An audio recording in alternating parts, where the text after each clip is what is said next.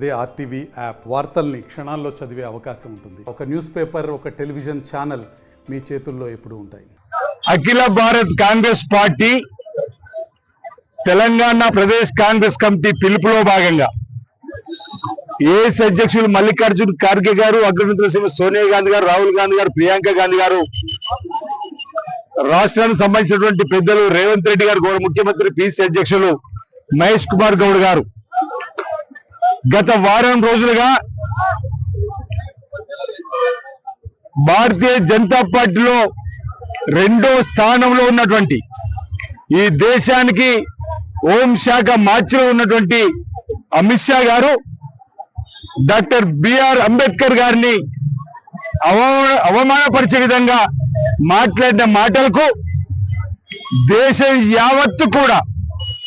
వెంటనే మంత్రివర్గం నుంచి బర్తరఫ్ చేయాలని చెప్పని కోరుతున్నప్పటికీ ఎస్సీ, ఎస్టీ, బీసీ, మైనార్టీ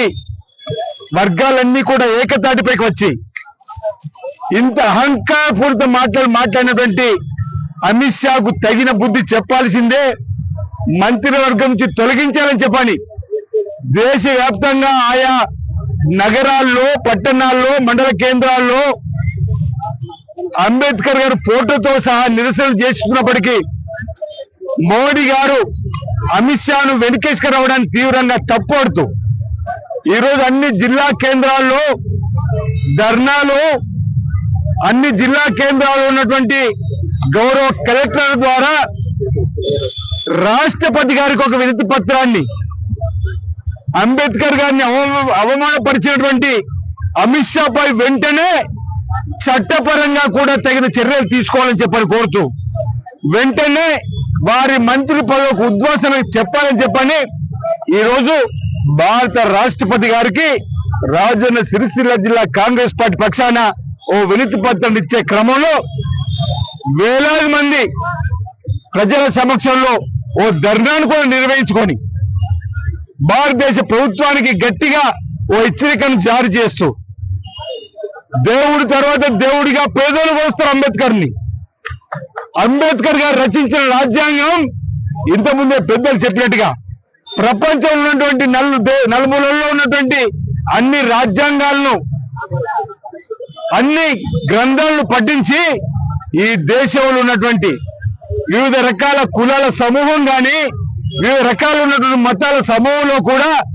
అందరూ కూడా ఏ విధంగా మసులుకో చెప్పని ఒక గొప్ప రాజ్యాంగం రచించి భారతదేశానికి అంకితం ఇచ్చినటువంటి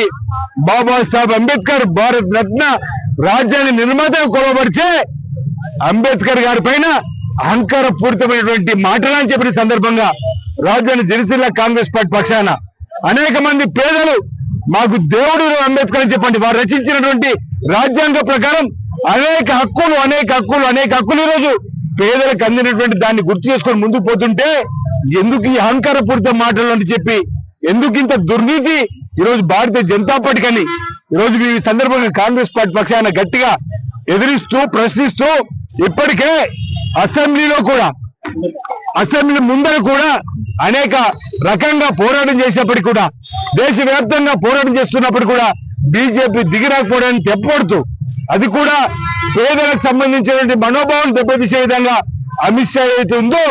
దాన్ని ఈరోజు మీరు తీవ్రంగా తప్పడుతున్న మాట సందర్భంగా చెప్తూ రాబో రోజుల్లో ఈ ప్రభుత్వం గద్దె దిగి వచ్చి అమిత్ షా పై తగు చర్యలు తీసుకోకపోతే ఇంకా కఠినమైనటువంటి నిర్ణయాలను తీసుకొని ముందుకు పోయేటువంటి క్రమంలో ప్రజల పక్షాన కాంగ్రెస్ పార్టీ నిలబడుతుంది. All India Congress committee, Pradesh Congress committee మాట సందర్భంగా నేను తెలియజేస్తూ భారతీయ జనతా పార్టీ ప్రభుత్వం దేశంలో ఉన్నటువంటి పేదల సంపద అంతా కూడా ఆయన అనుయాయులకు పంచిపెడుతున్నటువంటి సందర్భాన్ని కూడా మనం తప్పుపట్టినాం. ఈరోజు ఆదాని 2014లో ప్రపంచ సంపన్నుల జాబితాలో మరిన్ని వీడియోస్ కోసం ఛానల్ ని సబ్స్క్రైబ్ చేయండి. లేటెస్ట్ అప్డేట్స్ కోసం వాట్సాప్ ఛానల్ ని ఫాలో అవ్వండి. ఆ లింక్ డిస్క్రిప్షన్ లో ఉంది.